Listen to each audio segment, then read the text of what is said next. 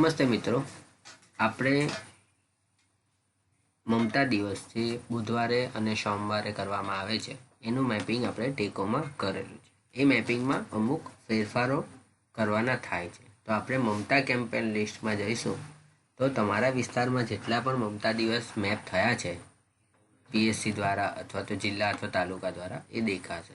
એમાં એડિટમાં જઈશું એટલે મેપ થયેલા મમતા દિવસ દેખાશે. ટાઈપ છે, દિવસ છે, અઠવાડિયાના કયા દિવસે છે એ બધી, અને તમે જે આશા એરિયા અંદર એડ કરેલા હશે એ બધું દેખાશે.